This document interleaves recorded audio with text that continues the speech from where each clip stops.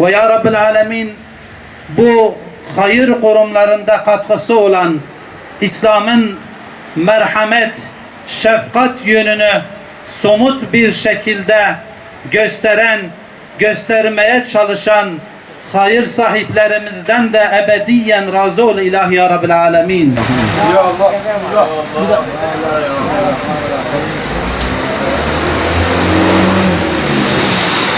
Hayırlı olsun tekrar. Hoş geldiniz. Malumunuz Umut Kervan olarak market sistem, sosyal market sistemine geçme noktasında epey zamandan beri bir çalışmamız vardı. Allah'a şükür bugün Ramazan'ın içerisinde, Ramazan sonlarına doğru Bu nedir? Yaptığın hatadır.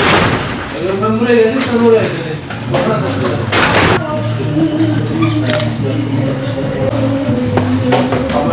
Yan tarafa gidelim.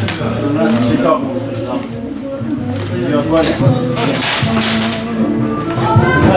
Getirelim hocam. Hoş geldiniz. Oraya gelsin Hacı abi, Allah razı olsun baba. Sonunda devam.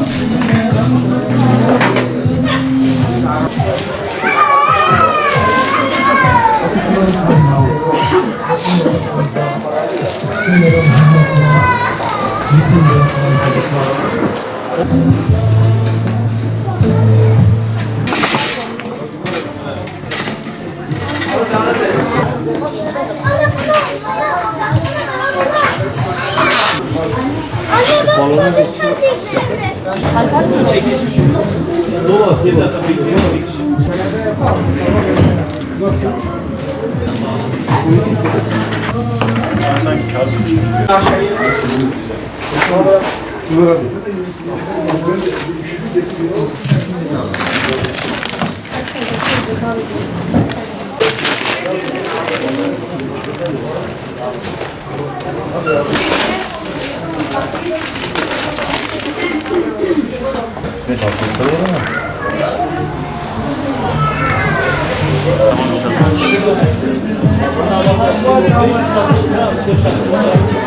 şeylere değil, onun için oluyor.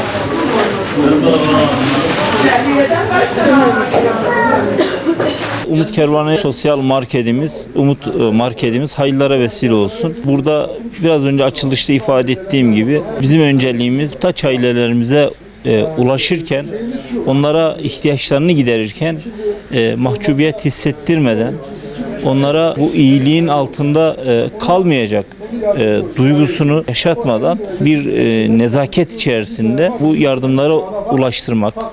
Yine ifade ettiğim gibi açılışta biz vakıf olarak uzun bir süredir bunun üzerine çalışıyoruz. Önceliğimiz şu oldu. Dedik ki bizim ailelere ne götürdüğümüz değil, ailelerin neye ihtiyacı var bunu bir kere öncelememiz lazım. Hem bu israfı ortadan kaldıracaktı hem de burada ailelerin ihtiyaçlarını doğru bir şekilde kendilerine ulaştırmış olacaktık.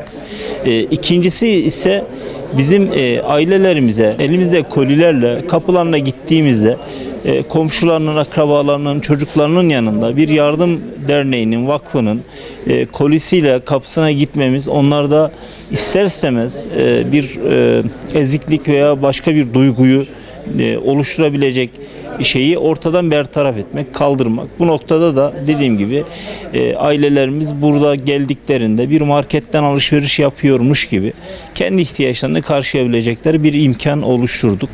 Türkiye geneli 6.sını Antep'te açtık. Şu anda önümüzdeki günlerde de Diyarbakır'da, Ağrı'da ve diğer illerimizde açılışını gerçekleştireceğiz. Sosyal marketimiz Gaziantep'imize hayırlı olsun. Bu noktada buradaki ihtiyaçları karşılayan, maddi desteklerini sunan bütün iş adamlarımıza, kendilerine bir kez daha sizin huzurunuza ben teşekkür etmek istiyorum.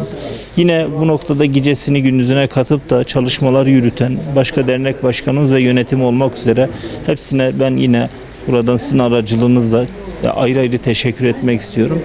Rabbim inşallah daha güzel bu millete, daha güzel hizmetler yapabilecek imkanları, zemini bizde oluşturması için de dua ediyoruz. Bunun için çalışıyoruz. Çok teşekkür ederiz Umut Kervanı'na. Allah razı olsun, bizi buralara getirdi. Bize yardımcı oldukları için çok memnun kaldık. Allah daha devamını erdirsin. Rabbim binlerine bin versin inşallah. Allah'ın bol kazançlar versin. Hayır eden sahiplerinden de Allah razı olsun. Gaziantep Umut Kervanı çok teşekkür ederiz yardımları için. Allah razı olsun. Market alışverişlerini yaptılar millet. Allah genlerden razı olsun. Bütün ihtiyaç sahiplerine Allah razı olsun. İhtiyaç sahiplerine yardım ettiler. Allah hayırlarını kabul etsin. Allah genlerden razı olsun.